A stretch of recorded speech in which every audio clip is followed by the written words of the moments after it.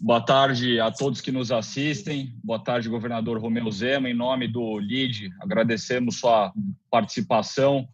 Boa tarde também ao Roberto Janete da Fonseca, presidente do LIDE Energia, a Viviane Martins, presidente da Falcone Consultoria.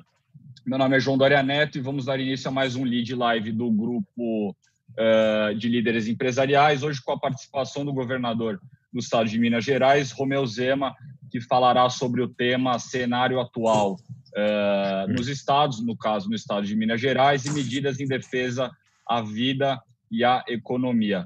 Pedimos desculpas aí pelo pequeno atraso e alteração no horário. O governador Romeu Zema foi convocado de última hora pelo ministro da Saúde, mas damos início agora precisamente às 12h35 da tarde. Passando o roteiro rapidamente a vocês que nos assistem, o governador Romeu Zema fará uma apresentação inicial por cerca de 15 minutos.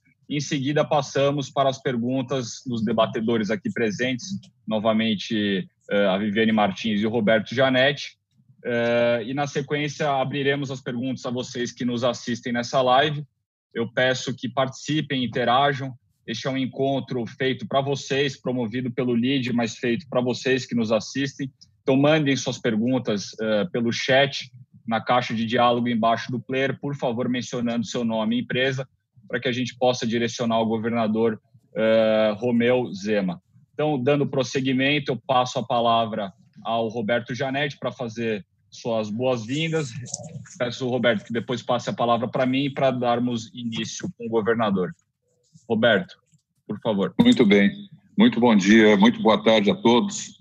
Queria, em primeiro lugar, em nome do LIDE, saudar o governador Romeu Zema pela sua presença aqui nesse live, e estamos todos muito curiosos para ouvi-lo.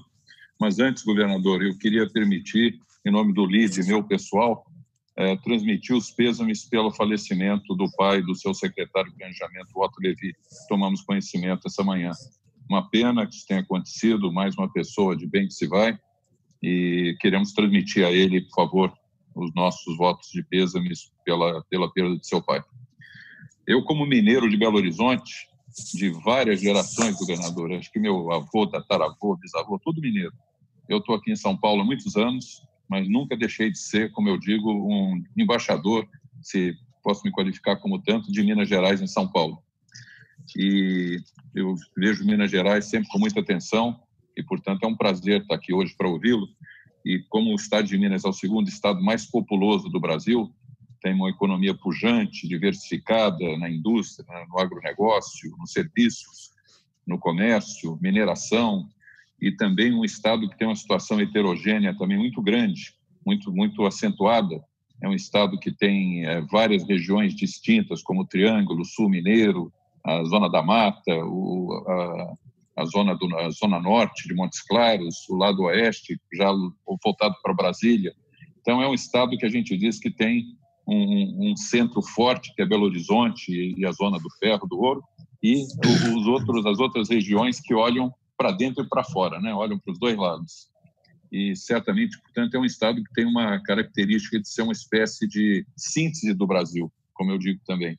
Então, o senhor, como governador do estado de Minas, e um governador que entrou de uma forma, que eu diria até surpreendente, pela sua atitude, pela sua coragem de enfrentar o desafio fiscal e econômico que apresenta hoje os estados brasileiros e Minas em particular também, nós queríamos ouvi-lo para poder trocar ideias enfim, sugerir e participar nessa reunião de uma visão do que a gente pode esperar de Minas, não só nessa pandemia, mas nos próximos meses. Passo a palavra ao Johnny, então, e quero saudar também a Viviane, minha companheira aqui da Falcone, que está também participando desse evento, e passo a palavra ao Johnny para dar seguimento. Obrigado, Roberto. Então, dando sequência aqui, eu lembro, governador, que estamos ao vivo para todos os filiados do LIDE, entidade que o senhor conhece, que representam mais de 1/3 do PIB privado brasileiro, uma parcela significativa do setor produtivo, muitos deles aqui, inclusive, do estado de Minas Gerais. Portanto, o canal é muito oportuno para informar a todos o cenário atual hoje em Minas Gerais e comunicar as iniciativas que têm dado resultado.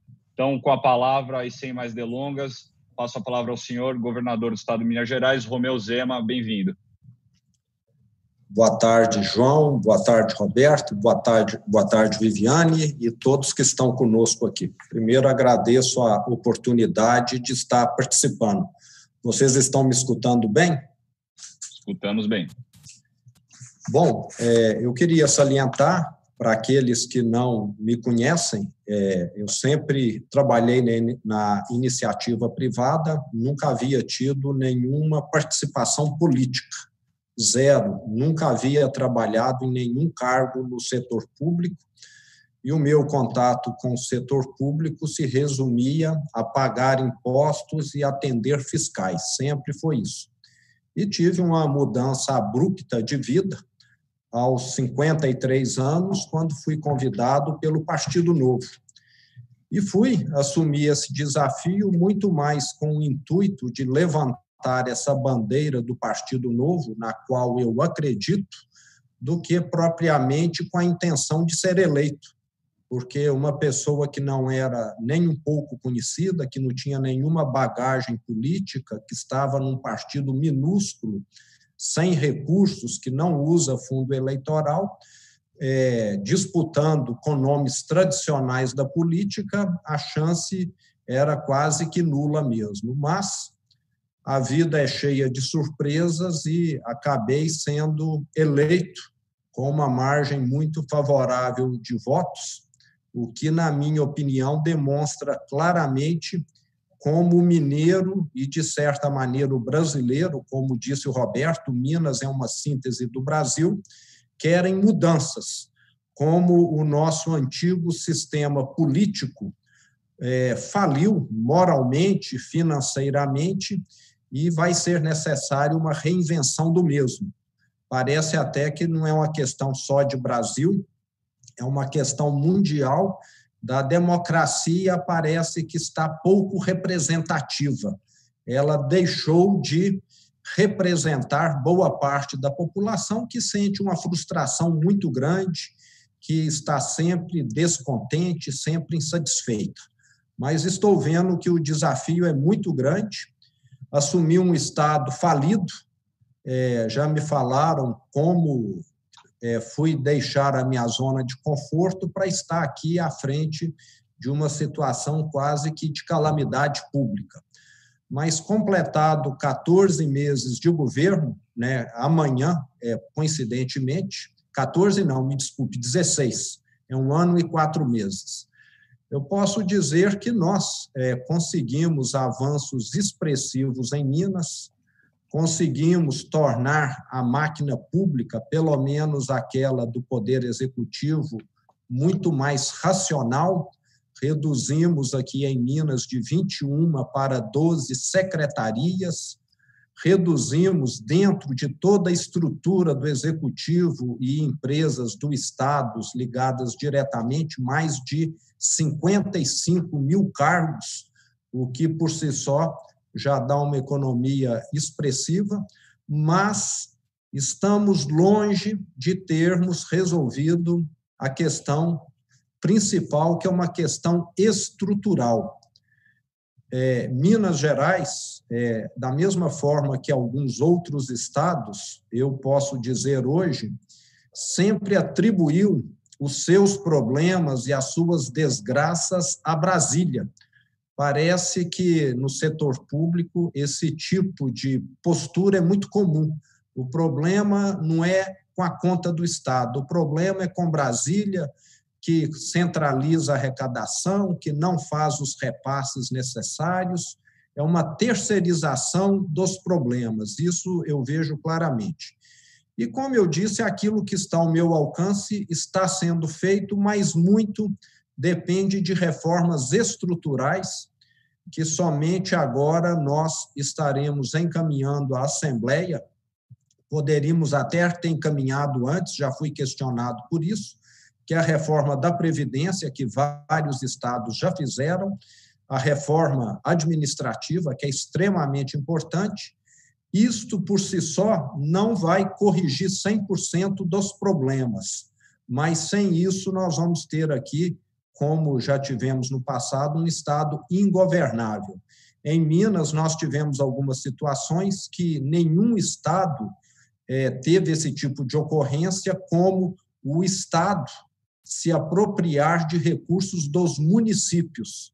Durante praticamente 2 anos e meio da última gestão, o governador não fez os repasses constitucionais que é de direito dos municípios, e começamos a pagar, coincidentemente, esse mês agora, uma dívida que esse último governo acumulou de 7 bilhões de reais. O último governo ainda teve uma audácia de não repassar às instituições financeiras valores que descontava da folha de pagamento do funcionalismo público, mandando para a SPC Serasa o nome de mais de 200 mil funcionários públicos que ficaram com o nome aqui negativado.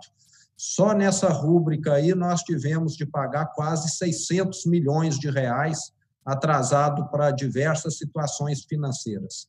Então, foram uma série de barbaridades, um governo que acumula e que nós, até o momento, como eu disse, já conseguimos reduzir 55 mil pessoas, dá para ver que é um governo que se tornou um cabide de emprego em escala industrial. Cada secretaria no governo passado fazia aquilo que bem entendia, não havia nenhuma coordenação, nenhuma centralização, nenhuma estratégia. Me parece até que era um governo que já havia jogado a toalha, que se elegeu só para distribuir favores. Então, a situação do Estado, que já estava grave, desde que eu entrei, eu tive de pagar a folha de pagamento parceladamente, porque não temos recursos para pagar a folha em dia. O ano passado, tive de dividir o 13º salário de 2018, que não foi quitado, em 10 parcelas, apesar que nós conseguimos antecipar para diversas categorias. E o 13º de 2019, eu ainda tenho pendências. 15% dos funcionários públicos ainda não receberam. E aquilo que já estava difícil ficou muito mais grave agora. A situação com o advento da pandemia se agravou. A nossa arrecadação nesse mês de abril, que é referente a março, já teve uma queda da ordem de 25%, lembrando que durante o mês de março, que é aquele que serve como base, a atividade econômica praticamente funcionou normalmente até por volta do dia 21. Então, o mês de abril ainda teve uma boa base, mas no mês de maio nós vamos ter aqui realmente uma situação que eu diria que será trágica, porque estamos esperando uma queda na arrecadação da ordem já de 35%, alguma coisa desse tipo, muito mais grave do que o que aconteceu esse mês, onde nós tivemos aqui a felicidade de receber um valor extemporâneo de quase 800 milhões de reais e deu quase que para passar o mês sem grandes traumas. Mas o mês de maio realmente é um mês que nós não vamos chegar no dia 15, porque já fizemos aqui todas as projeções, e como a maioria de outros estados, vamos precisar contar aqui com recursos federais, porque a queda na arrecadação de CMS é vertiginosa. Lembrando que esse mês a grande maioria das cidades tiveram com a sua atividade econômica quase que totalmente interrompida. Mas com relação à pandemia, Minas Gerais tem feito um trabalho que está entre os melhores do Brasil, junto com os estados do Centro-Oeste, Tocantins, Mato Grosso, Mato Grosso do Sul, Goiás e Minas. São os 5 melhores estados. Até o momento, nós tivemos 82 óbitos, o que para um estado com 21 milhões de habitantes é um número muito bom. E eu diria que isso foi devido a nós termos agido aqui com muita agilidade. Assim que os primeiros casos surgiram, nós tomamos medidas drásticas muito rápido, e o mineiro tem uma postura de ser colaborativo, de ser consciente, e isso, com toda certeza, acabou ajudando muito. Nós ainda temos, de forma favorável a nós, a questão demográfica, já que são 853 municípios, muitos deles pequenos, onde sequer existe transporte público, as pessoas vão trabalhar a pé ou de bicicleta, o que evita grandes aglomerações. Então, juntando tudo isso, ações nossas, o perfil demográfico, a consciência do povo mineiro, fez com que o Estado esteja, nesse momento, numa situação segura. Apenas 4% dos leitos de UTIs hoje no Estado estão sendo utilizados por pacientes da Covid-19. Então, nós ainda temos aqui um colchão de segurança que vai possibilitar, com certeza, que a gente venha a passar a pandemia, muito provavelmente, sem grandes percalços. Mas tememos que essa curva venha a ser revertida, estamos ainda muito conscientes dos riscos. E como muitas cidades não foram afetadas com casos suspeitos, com pessoas contaminadas e muito menos óbitos, eu diria que hoje praticamente 60% ou mais dos municípios já reativaram parcialmente ou em boa parte a sua economia. E isso, de certa maneira, é preocupante, é uma decisão do prefeito, mas nós lançamos ontem protocolos de segurança para todas as atividades. Então, se na cidade existe um comércio de material de construção, por exemplo, ele terá regras a seguir. Se na cidade existe uma loja de confecções, ela terá regras a seguir. Para cada atividade, para cada KNAI, foi criado um protocolo de forma que essa reabertura, que já estava acontecendo há 1, 2 semanas, venha a seguir critérios, procedimentos que tornem ela segura. Um dos exemplos que eu posso citar, que já é de conhecimento de todos e que já foi implantado na maioria dos estados, é o uso de máscara, de divisórias, quando se trata de local de trabalho, de higienização, de distância mínima, muito dentro dessa questão. Mas ficando tudo muito bem formalizado para que essa curva nossa, que se comportou tão bem até o momento, continue da mesma forma nessa reativação da economia que já está acontecendo.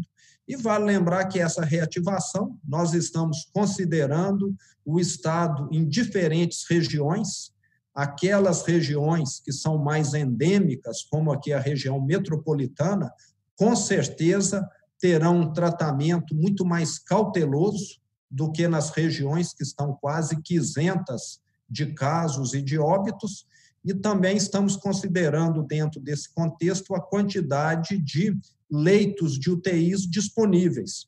Tem regiões que estão com mais folga, outras mais apertadas. Então, tudo isso tem sido levado em consideração para que essa reativação seja muito criteriosa e muito segura. E, concluindo aqui, queria dizer que a nossa grande preocupação, as duas grandes preocupações, é a financeira e conduzir a questão da Covid de forma satisfatória. E eu tenho dito que, mesmo que a crise venha a amenizar, venha a passar a sua pior fase, nós vamos ter de ter um novo normal, porque muitas pessoas ainda serão infectadas, que seja daqui a 3 meses, daqui a 6, exceto se surgir alguma vacina ou algum medicamento. Mas haverá essa sobrecarga, com toda certeza, durante ainda um horizonte bem extenso de tempo. Era isso. Muito bom, governador. Obrigado pela sua mensagem, muito esclarecedora. Eu vou pedir a Viviane Martins, presidente da Falcone, que faça sua pergunta ao governador Romeu Zema e depois seguimos para o debate com o Roberto Gianetti. Viviane, por favor. Boa tarde, governador. Boa tarde a todos. Governador, o senhor mencionou que o Estado de Minas Gerais, e eu como mineira acompanho também aqui a situação, já vinha de uma dificuldade muito séria, tal qual alguns outros estados, em suas finanças. Já é possível fazer uma projeção de como a pandemia e todos os recursos necessários para o combate afetam e vão afetar a nossa possibilidade de recuperação da economia, pelo menos até o término do seu mandato atual? Viviane, a nossa projeção para um Estado que já tinha um déficit previsto para esse exercício de 2020 de 13 bilhões, é que esse déficit venha a subir mais 7,5 bilhões. Então, é uma situação, eu diria, crítica, para não dizer quase que catastrófica. Apesar de toda a restrição em despesas no Poder Executivo, sem uma reforma maior dentro da estrutura pública, aonde há promoções automáticas, aonde há uma série de reajustes no setor público, eu falo que a despesa, naturalmente, ela cresce 7% ao ano, além da inflação, mesmo você não fazendo nada, porque já há toda uma progressão de carreiras, esses triênios, quinquênios, etc. Isso precisa, sim, ser revisto. E somente será revisto através de uma reforma administrativa. A Assembleia de Minas Gerais tem contribuído, mas, de toda forma, eu posso dizer que ainda não tem ciência da gravidade da situação. Eu vejo que no setor público os problemas são, muitas vezes, empurrados até que a situação seja a pior possível. O que nós não fazemos em nossas vidas privadas ou nas empresas é sempre, eu nunca quero, me desculpe, tomar uma medida antipática, porque isso pode me custar votos. E, infelizmente, nós chegamos no momento em que eu já disse, ou nós tomaremos essas medidas, ou o Estado vai ficar agora, nesse mês de maio, totalmente ingovernável.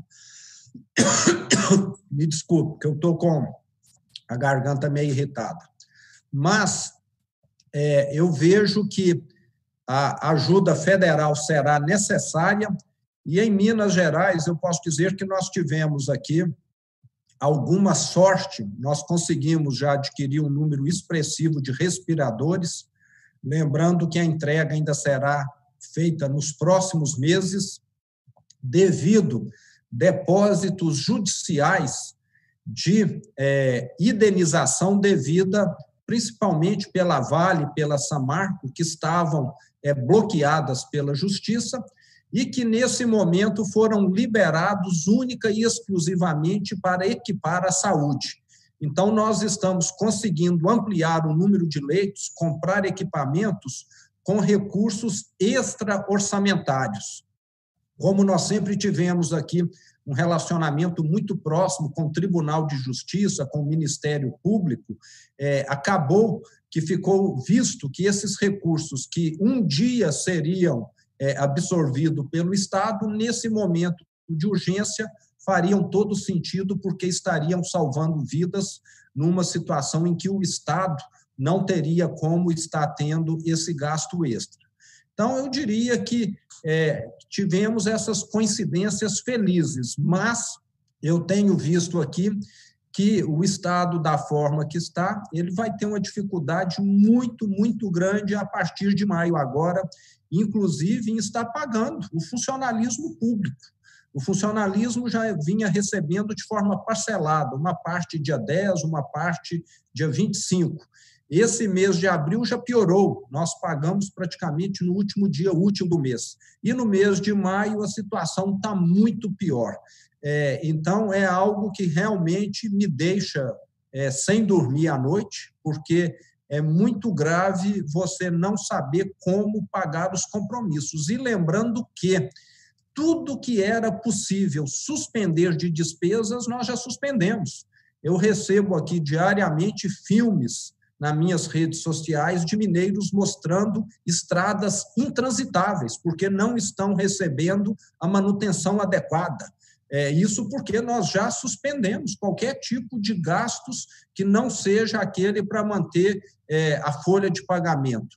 Então, é uma situação muito preocupante, mas estamos lembrando aqui, e para encerrar essa sua pergunta, Minas ainda tem alguns ativos interessantes. Nós temos no estado a maior mina de nióbio do mundo e já solicitamos à Assembleia Legislativa autorização para a venda da mesma. Não seria uma privatização, porque os mercados estão paralisados, mas o governo federal poderá vir a ser sócio de parte dessa mina junto com o Estado. E, para isso, o Estado estaria dispondo de um ativo que é muito valioso. Então, nós ainda temos essas alternativas, mas eu tenho dito que há anos Minas Gerais vem vendendo as roupas, os móveis para poder sobreviver. E agora nós estamos vendendo a casa. E depois? Não vai ter mais nada.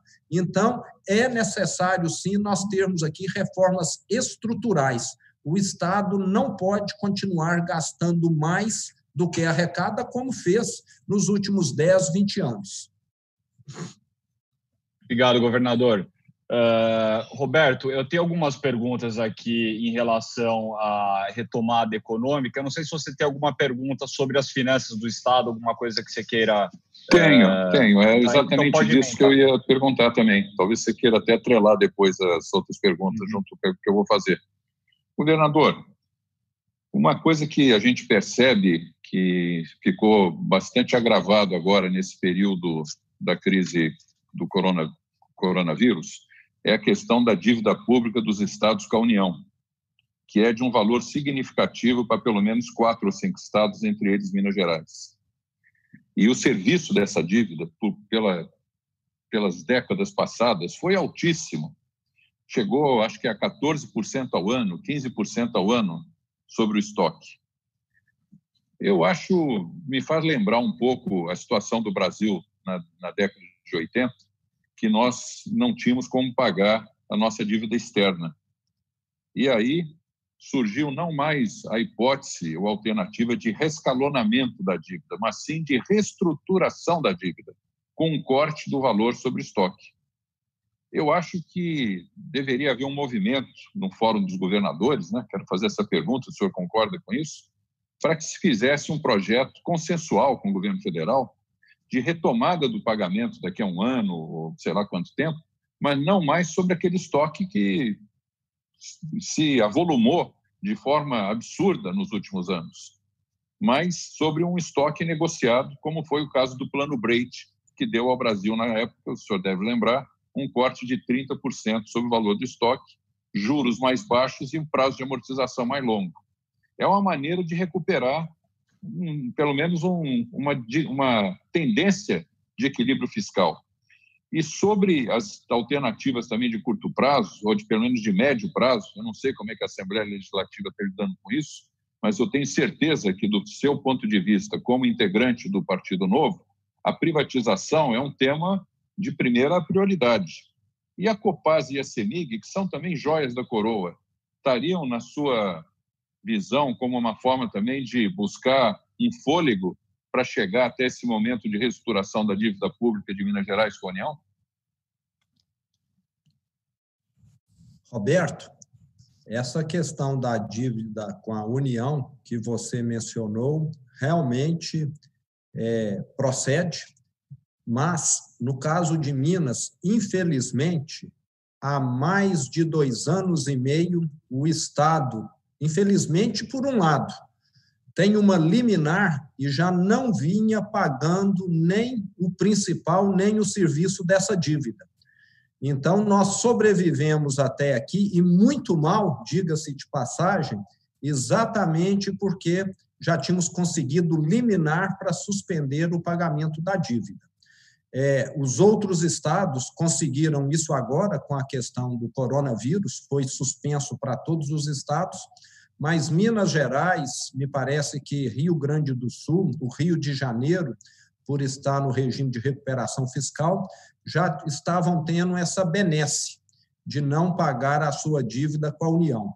E, mesmo assim, o Estado não estava conseguindo andar com as próprias pernas. Então, fica claríssimo como a situação nossa é grave, mesmo não fazendo esse pagamento. Um ponto que eu queria salientar aqui, que, com toda certeza, prejudicou as finanças do Estado, com relação à Lei Candir, que era muito representativa no passado, porque Minas é, talvez só atrás de São Paulo, o maior exportador do Brasil, principalmente minério de ferro, e essa receita proveniente da Lei Candir sempre teve um peso grande. E de 3 anos para cá, essa receita zerou. Para você ter ideia, esse ano nós não recebemos ainda, aliás, o ano passado não recebemos nada. O governo federal tem lá uma recomposição, mas é um valor infinitamente menor do que aquele que o estado de Minas e outros estados exportadores recebiam.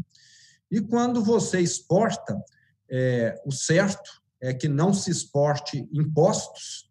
É claro, ninguém tributa aquilo que vende para outros países, porque não se exporta o que se paga internamente, mas Minas e alguns outros estados acabaram sendo penalizados, porque já tinham essa receita como parte do seu orçamento. E muito do que a União tem feito, que depende muitas vezes do Congresso, da Câmara, do Senado, é distribuído aos estados de acordo com aquele critério de fundo de participação dos estados, e não com o critério Lei Candir ou com o critério FEX, que são critérios que acabam levando para os estados que têm atividade econômica mais robusta mais recursos. E o fundo de participação dos municípios faz com que alguns estados do Nordeste até recebam valores maiores do que estados do Sudeste, que têm população maior, economia maior, mas que levam em conta a questão de desigualdade social. Então, até hoje, eu diria que nós não resolvemos de forma adequada esse dilema, porque acaba que o Norte e Nordeste se beneficiam de uma situação, enquanto o Sul e o Sudeste acabam, de certa maneira, sendo prejudicados. Sei que temos de olhar a questão social, sim, mas sei que temos de olhar também essa questão, porque um dia o minério de ferro vai acabar aqui em Minas, nós já temos minas que já se exauriram, e nós vamos ficar aqui só com os danos ambientais, só com a paisagem feia, e o recurso foi distribuído para outros estados. Então, é algo que precisa ser rediscutido novamente. No passado, a Lei Candir servia como um equilíbrio nessa questão, mas com o encerramento dela, com a sua extinção, acabou que alguns estados foram muito prejudicados, eu diria que principalmente Minas Gerais. E com relação a Copasa e CEMIG, realmente é plano nosso privatizar tudo. Eu, que estou agora do outro lado do balcão, posso dizer que o Estado não é um bom gestor. Essas empresas sempre foram vítimas de pressões, de interferências políticas e estão longe de poderem trabalhar de forma eficiente e fazendo o melhor para o Estado. No caso específico da CEMIG, eu tenho dito que, em vez de ser uma empresa indutora do desenvolvimento, como ela já foi no passado, ela passou a ser uma empresa inibidora do desenvolvimento, porque nós temos em Minas Gerais uma série de regiões, uma série de empresas que gostariam de ampliar a sua capacidade produtiva e não conseguem. Por quê? Porque a CEMIG não tem energia para fornecer. E temos ainda o outro lado dessa perna. nós temos uma série de investidores que querem colocar aqui plantas de energia fotovoltaicas e que não conseguem vender e implantar esses projetos porque a CEMIG também não consegue colocar essas usinas conectadas no sistema. Então, parece que tem aqui uma situação surreal. Alguém que quer produzir e vender energia elétrica, alguém que quer comprar e, no meio, uma empresa que não consegue conectar esses dois mercados, um comprador e o outro vendedor. Então, é uma empresa que foi sucateada nos últimos anos.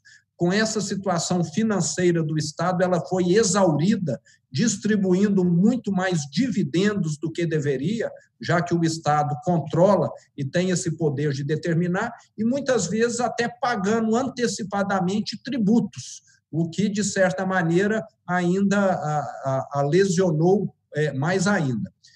Então, todo esse contexto deixa muito claro que Minas ainda tem sido penalizada nessa questão por ter tido essas interferências, esse mau uso no passado.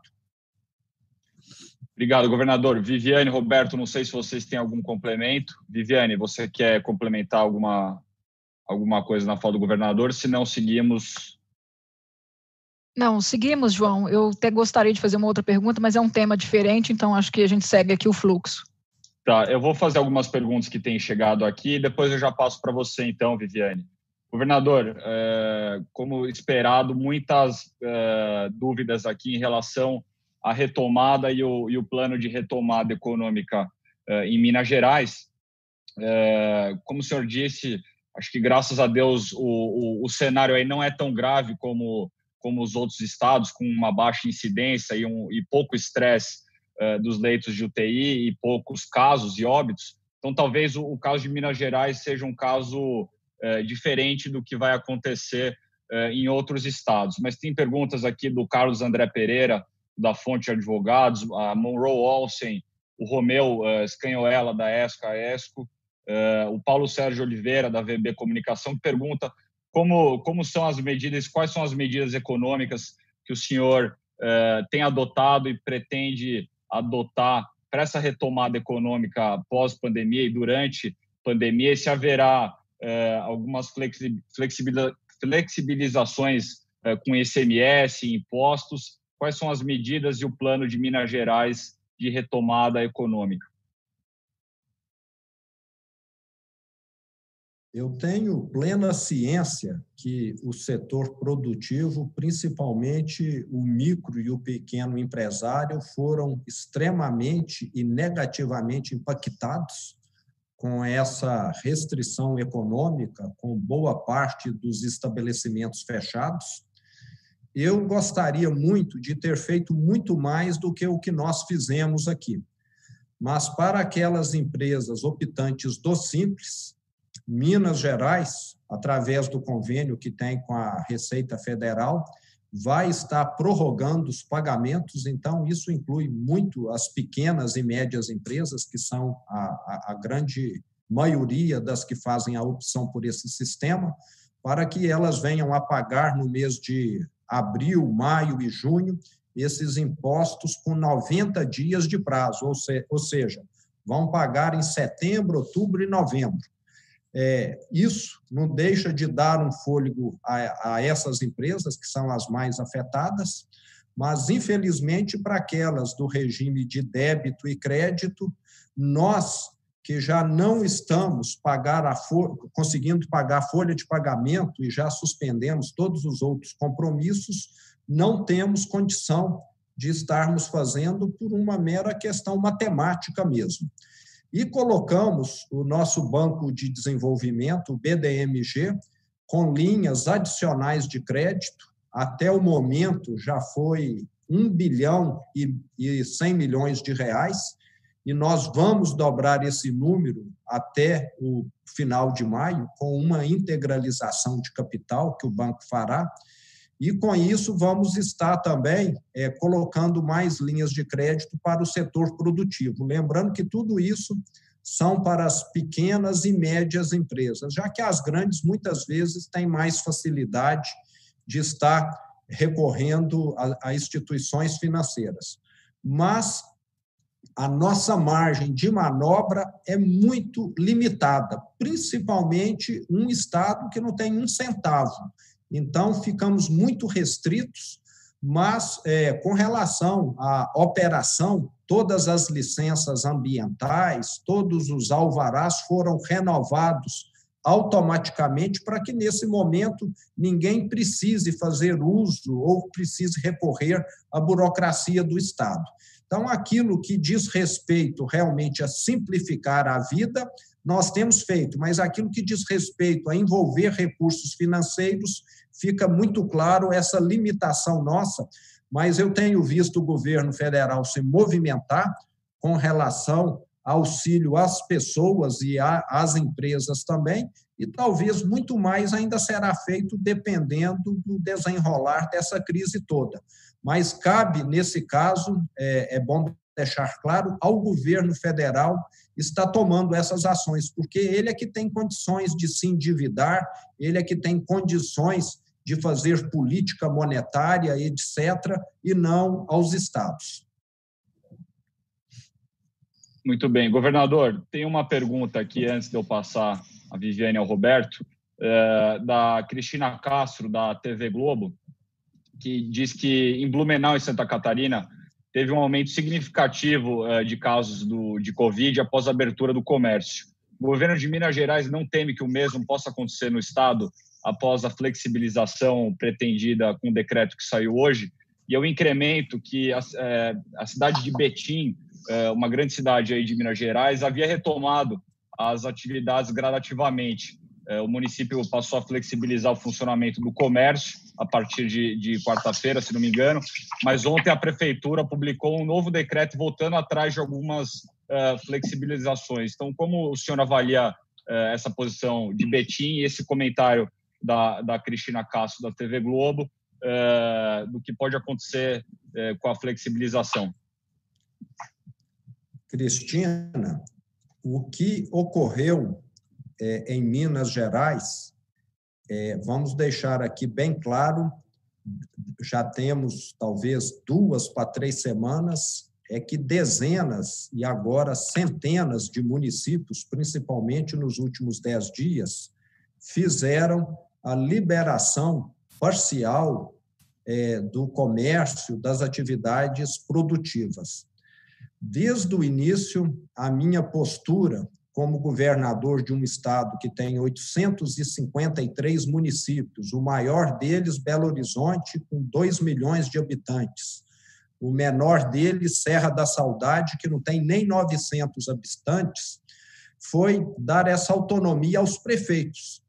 Seria, talvez, muita pretensão minha querer fazer uma decisão aqui ou definir um remédio para doentes tão diferentes, para situações tão distintas assim. Então, cabe a cada prefeito estar determinando aquilo que abre, com a velocidade que abre.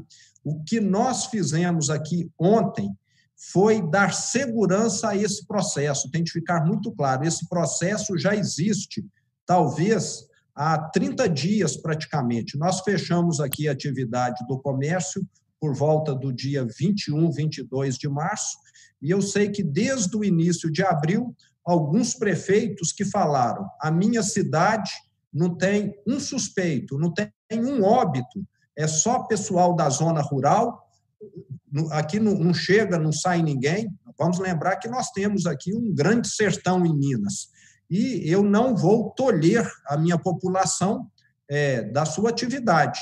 E se esse cenário mudar, eu, prefeito, estarei revendo essa minha posição. E te diria que essa sabedoria local tem funcionado bem, porque a grande maioria dos municípios de Minas, até o momento, sequer tem suspeitos, mais da metade deles. E uma minoria tem suspeitos e uma minoria da minoria tem óbitos até o momento. Mas os prefeitos sabem que a qualquer momento pode vir, sim, a ser necessária alguma medida que restrinja essa reabertura.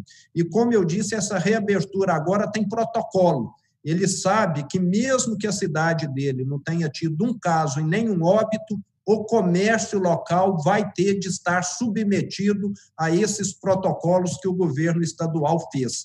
Então, em vez de estar tornando a situação mais insegura, eu posso te afirmar que nós estamos tornando ela mais segura, porque eu não alterei o curso normal do que já estava acontecendo. Eu estou tornando mais seguro o curso normal dos fatos. Perfeito, obrigado. Governador Roberto, vou passar a palavra a você, que siga com as perguntas. Bom, governador, nós ouvimos atentamente e até com muito boa impressão os planos do Estado de Minas para enfrentamento da epidemia e da pandemia e também dessa colocação muito correta de que cabe muito mais aos municípios do que ao Estado, até pela ser um Estado tão heterogêneo e de tantos municípios, acho que realmente a sua colocação está correta. Mas acho que, além dos equipamentos hospitalares, além dos protocolos, faltou uma perna do roteiro que a gente conhece, que eu não ouvi a sua citação, que são os testes. Até porque se tem uma impressão hoje de que o número de infectados assintomáticos é muito maior do que se imagina. Falam de 10 vezes mais do que aqueles que são já notificados. E sem fazer o teste, a gente não tem noção da evolução da pandemia. Tem algum plano de teste em Minas? Vocês também estão comprando testes, estão organizando? Isso é um tema que certamente a população toda está preocupada. Será que nós já fomos infectados e não sabemos? E como é que evolui também a questão dessa contaminação em termos de região? A zona que está mais quente, menos quente, está verde, está vermelha. Acho que o mundo inteiro está fazendo esse mapeamento. Quais são os planos de Minas nessa área?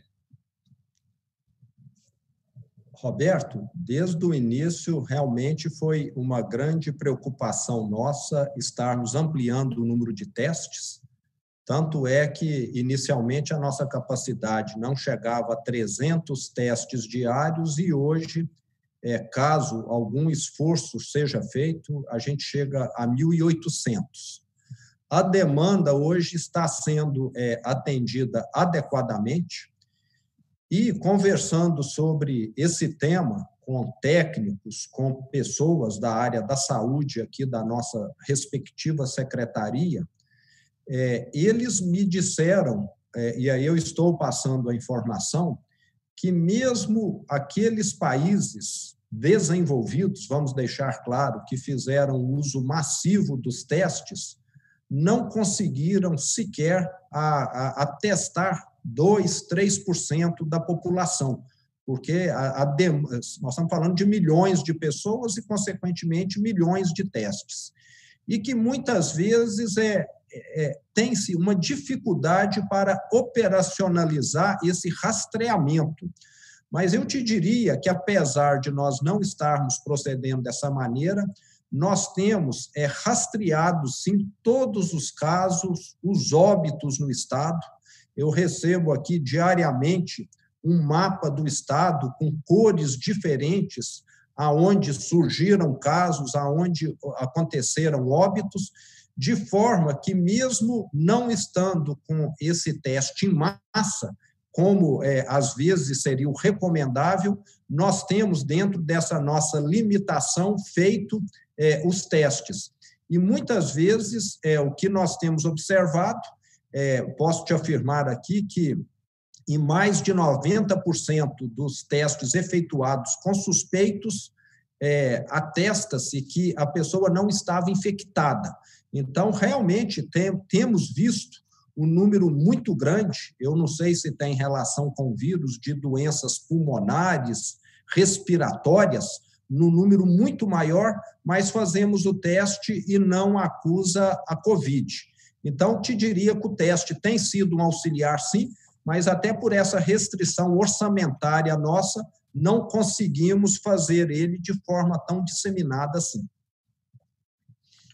Obrigado, governador.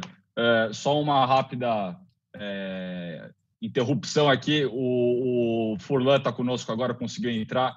Bem-vindo, Luiz Furlan, chairman do LEAD. Furlan, aqui uma conversa, um debate muito bom. O governador tem sido muito transparente e eficiente aqui, muito categórico nas palavras. Se você quiser fazer algum comentário, a gente segue para o debate. Bom dia, governador, boa tarde. Eu não almocei, em Minas também. Quem não almoça, fala bom dia, não é isso? Seja bem-vindo ao nosso encontro do LEAD, e eu tenho acompanhado sua gestão. Eu sou acionista de uma empresa que tem uma grande quantidade de funcionários e operações em Minas Gerais, principalmente Uberlândia, como sabe. E eu vejo que a República Mineira hoje predominou aqui com o Roberto Genetti levantando a bandeira. Eu pus aqui uma bandeira brasileira não para competir com Minas, porque é diferente, não. Mas parabéns pelo seu trabalho e eu vou continuar assistindo aqui com prazer. Obrigado, Furlan. E a Viviane também, mineira aqui, participando conosco, então já aproveito para passar a você, Viviane, que eu sei que você tem outra pergunta ao governador, por favor. Governador, agora sobre uma perspectiva um pouco diferente, acho que todos temos uma expectativa de que, se existe um legado positivo dessa crise, é a possibilidade da aceleração da transformação digital. Diversos setores nós temos visto empresas que estão se reinventando rapidamente, adequando e inovando em seus produtos, seus serviços, né, no modo de chegar ao seu consumidor. Que lições o senhor acredita que esta crise possa trazer para o Estado, para que isso também inspire inovações nos governos? Viviane, primeiro queria cumprimentar o Furlan. Furlan, já estive lá na BR Foods, Uberlândia, 2 vezes com o Lourival, uma para fazer a visita, a outra para inaugurar a fábrica de margarina, que tem aí uns 60, 90 dias. E agradeço muito ao Lourival e à empresa, que tem sempre feito doações aí durante as enchentes aqui em Minas. A BR Foods contribuiu muito. Fica aí a minha gratidão. Mais um mineiro, Lourival Luz. Isso, caramba, de Poço Fundo. Mais um mineiro. Parece praga isso, está em todo lugar. Mas, Viviane, com toda certeza, não será só o Estado, mas também as empresas e as pessoas que vão ter um novo normal no pós-pandemia. Eu vejo que algumas coisas, até pequenas, deverão mudar. Muitas vezes hoje, quando nós vamos pagar uma conta no supermercado, num restaurante, nós tocamos ali num cartão de crédito que centenas de pessoas tocaram antes de nós. Hoje nós temos o Covid, mas a gente sabe que ali pode estar uma gripe, pode estar uma micose, pode estar uma série de outras coisas que nós nunca questionamos bem. Eu penso que logo nós vamos ter algum outro tipo de aparelho que evite o toque, porque essa é uma grande fonte de contaminação, botão de elevador, maçaneta de porta e por aí vai. Não vale só para o Covid, vale para inúmeras doenças. Então, de certa maneira, a pandemia vai trazer mudanças de hábitos e vejo que dentro do governo também nós estamos aproveitando esse momento. Muito do que nós fazíamos presencialmente, passamos a fazer à distância e vimos que dá para funcionar. Saiu até um estudo de tribunais de justiça em que a fila de processos, de decisões diminuíram muito com o advento da pandemia. Parece que os juízes em casas têm uma produtividade melhor do que nos prédios dos respectivos tribunais.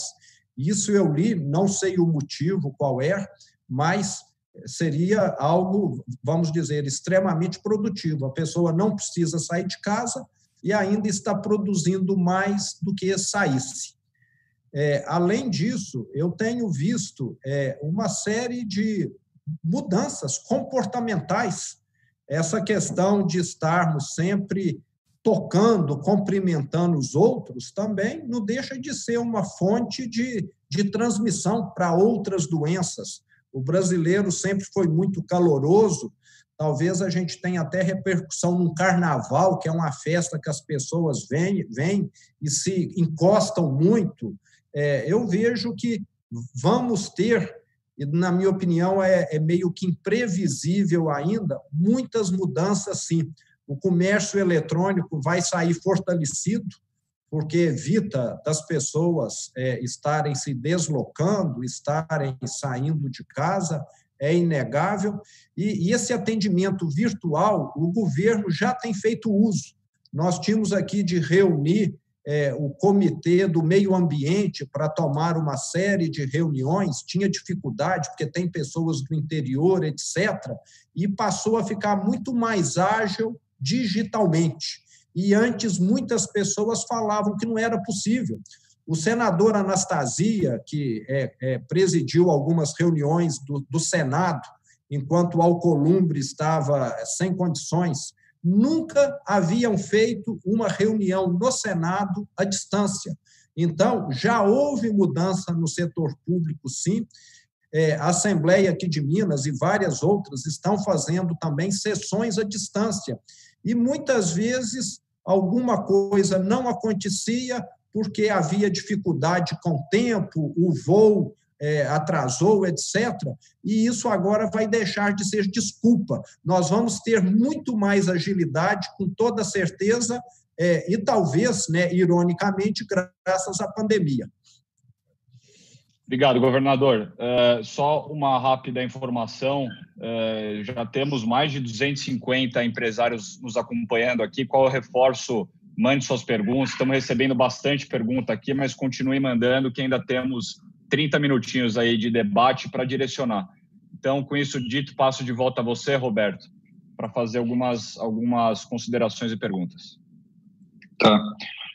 Tem uma pergunta aqui interessante, governador, da Laura Oliveira, do Grupo Levo, que, em relação ao seu comentário sobre a questão da CEMIG, de certa forma, obstaculizar os investimentos de energia fotovoltaica, por que não, eu não sei se é federal ou estadual, agora a minha ignorância aqui eu não tenho certeza, por que não fazer uma lei que permita as empresas possam investir tanto para autogeração quanto para geração distribuída, sem envolvimento da CEMIG?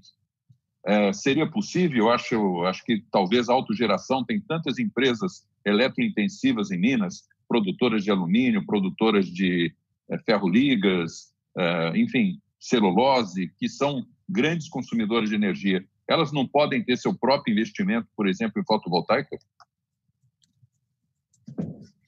Roberto, podem sim. Isso já é permitido.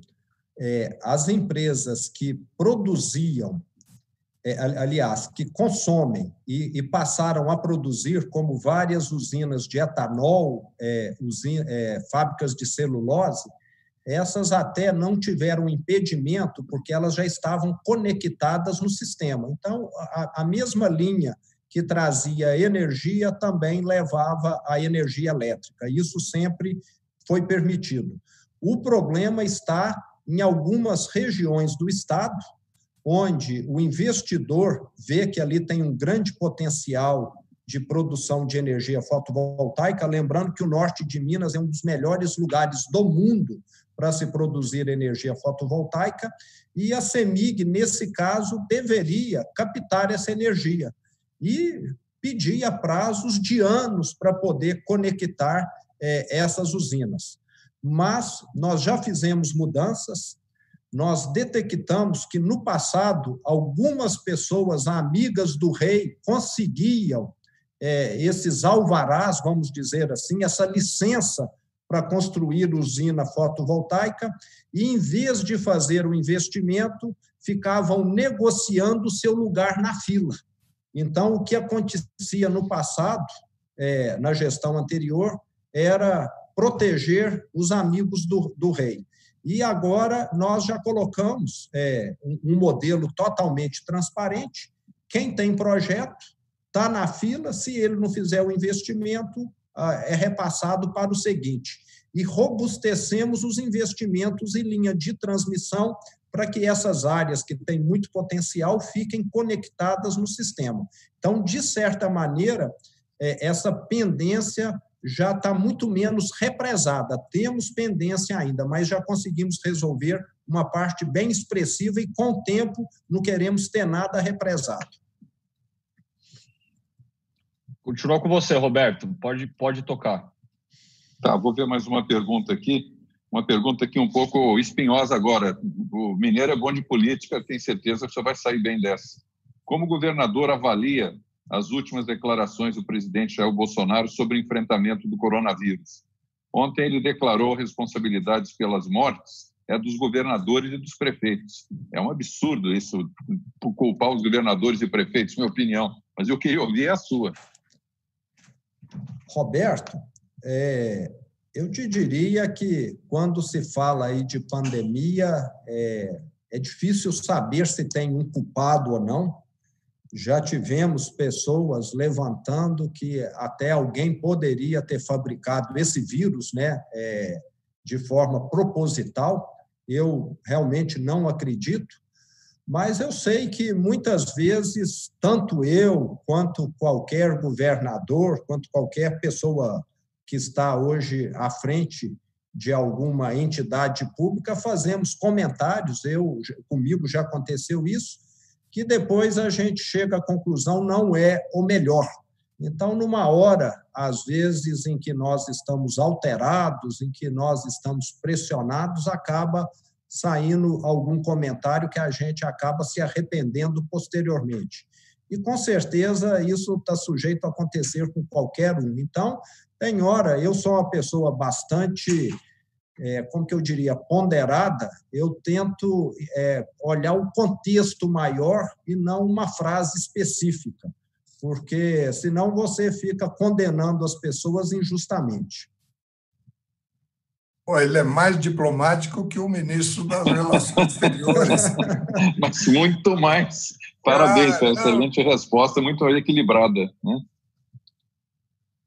Tem uma outra pergunta aqui, governador, aproveitando que eu estou aqui com a palavra, que é a questão também sobre esse plano pró-Brasil, que gerou certa polêmica lá no Planalto, entre os que acham que tem que ter uma atitude mais keynesiana, de maior intervenção, investimento do Estado para a retomada da economia, e uma visão mais liberal que predomina no Ministério da Economia, que não, o mercado resolve, o privado sabe como investir, nós vamos simplesmente facilitar, dar concessão aqui e ali.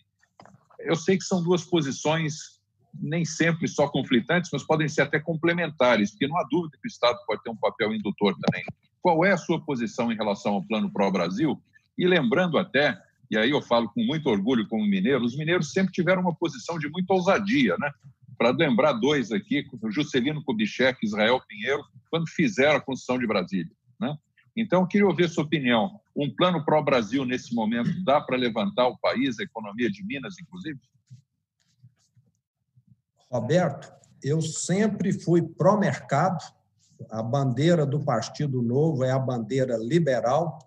Nós acreditamos que o mercado é a opção que os países, as economias têm de seguir para poder oferecer um melhor nível de vida à sua população.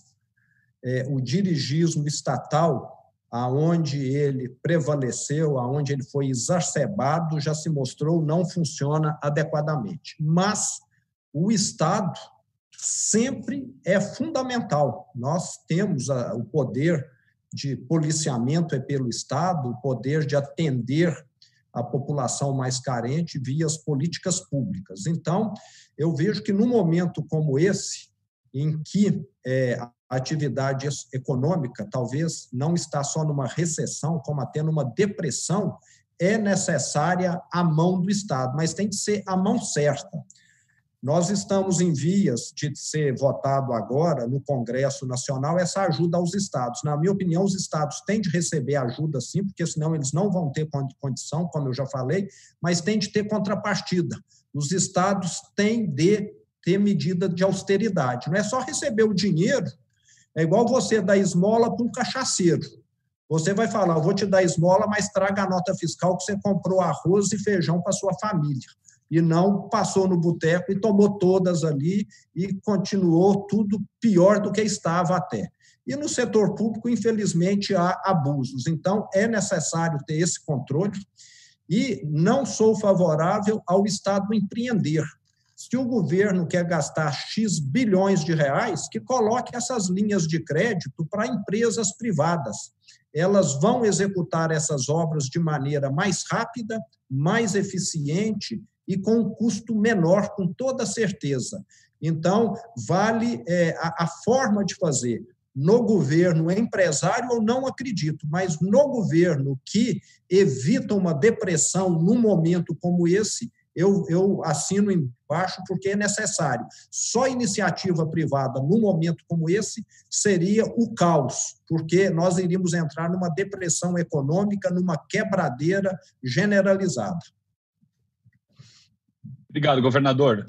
Roberto, se me permite, já estamos daqui a pouco caminhando para o final, então acho que temos tempo para mais algumas perguntas, acho que uma da Viviane, Roberto e Furlan, se quiser também. Chegou uma pergunta aqui, governador, que eu vou tomar a liberdade de fazer, sobre o Partido Novo. O senhor comentou agora o Partido Novo, como que o partido tem se posicionado frente ao governo federal?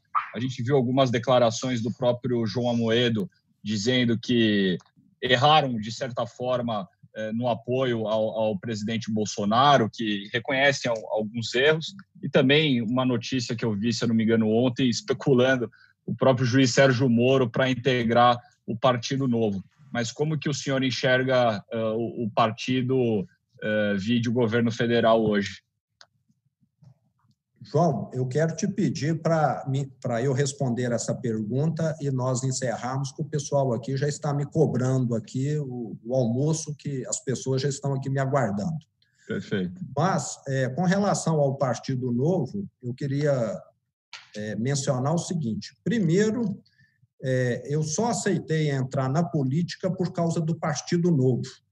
Eu me sentiria extremamente mal gastando milhões numa campanha, sabendo que tem pessoas que estão pagando o imposto e não comendo adequadamente, enquanto eu, candidato político, estou gastando com marketing esse dinheiro que está fazendo falta na mesa dela, com os filhos dela.